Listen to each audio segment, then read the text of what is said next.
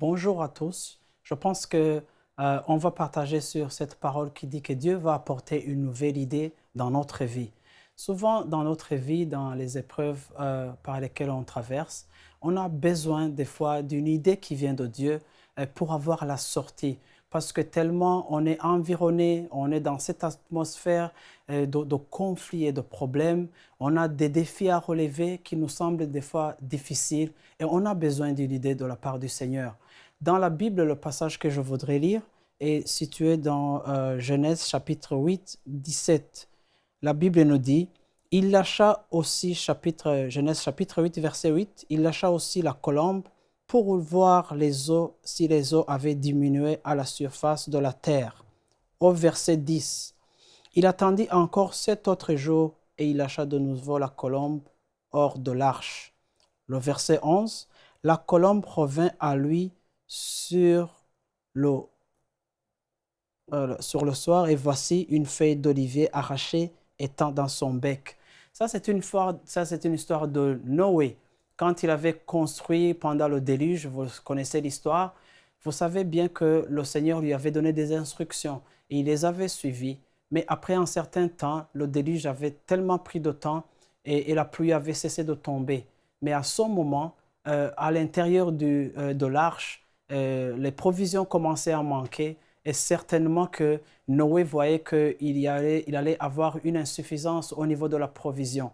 Et qu'est-ce qui s'est passé alors? Il commença à penser ou à se poser la question comment est-ce qu'on va être au courant que les choses ont changé. C'est comme ça qu'il a envoyé le corbeau, c'est comme ça qu'il par après il a envoyé la colombe. Mais après que la colombe est partie à 2 reprises, après être revenue, la colombe est revenue avec des signes que la vie avait repris, que l'eau avait diminué et que maintenant il pouvait cultiver et avoir la récolte et pouvoir continuer à vivre. C'était une bonne nouvelle. Mais je me pose la question, comment aurait fait Noé s'il n'avait pas eu cette idée venant de Dieu d'envoyer la colombe qui était dans l'arche, mais qui était la seule à pouvoir apporter cette bonne nouvelle qui était tant nécessaire pour leur communauté.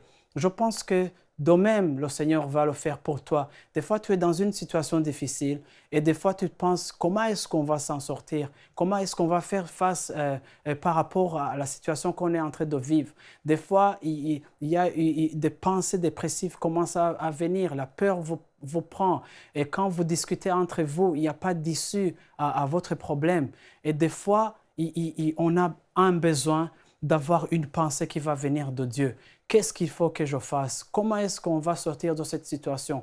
Tu te poses la même question par rapport à ton entreprise, tu te poses la même question par rapport à ta vie, à ta vie de couple ou d'études. Tu as des défis que tu ne peux pas relever. Je pense qu'à ce moment précis, quand on est dans cette situation, on a besoin de quelque chose qui va nous apporter une pensée divine, qui va nous apporter une information venant de Dieu, qui va nous ouvrir d'autres horizons. C'est comme ça que Noé avait eu la révélation d'envoyer la colombe. Et quand elle est revenue avec la force d'une bonne nouvelle. Et je pense que c'est la joie qu'il y avait dans cette arche de savoir que l'eau avait diminué et qu'il pouvait sortir et redevenir libre. C'est pour cela que mon cher ami, ma sœur et mon frère qui est ici, je vais t'encourager en ces termes. Qu'est-ce qui te connecte aux idées ou aux pensées de Dieu? Qu'est-ce qui t'apporte une nouvelle idée dans ta prison, dans ton arche, là où tu es fermé, là où tu es renfermé? Qu'est-ce qui vient dans ta vie et t'apporte une nouvelle et qui apporte la joie dans votre vie? C'est pour cela que je pense qu'il est très important en tant que chrétien de se ressourcer, d'être dans la parole de Dieu. Parce que c'est au travers la parole de Dieu, en suivant ses enseignements, en suivant le site, en suivant tout ce qui se passe, c'est comme ça que tu vas te ressourcer. Là où tu es, tu ne pourras pas avoir de bonnes nouvelles aussi longtemps que tes yeux sont braqués simplement dans l'arche. L'arche a été un lieu de salut dans le passé, mais maintenant l'arche peut devenir comme un endroit d'ensevelissement. C'est pour cela que l'arche ne te sert plus à rien. Mais ouvre ton cœur à ce que Dieu te donne. Ouvre tes fenêtres, envoie ta colombe, tourne ta radio, tourne ta télé, cherche la parole de Dieu, va dans la prière. C'est là où Dieu va t'envoyer une nouvelle pensée, une pensée qui va t'édifier, une pensée qui va te réconforter. C'est pour cela que dans ta vie, tu as besoin d'une colombe. Et cette fois-ci, la colombe qu'on envoie n'est plus ce grand oiseau qu'on côtoie, mais c'est ton attention, c'est ton affection aux choses de Dieu. C'est ton affection, comme Paul dit, affectionnez-vous aux choses d'en haut. La manière dont tu médites dans la parole de Dieu, la manière dont tu as le désir de connaître la pensée de Dieu, va t'aider à quitter ta prison et avoir une nouvelle inspiration de ce que Dieu va accomplir.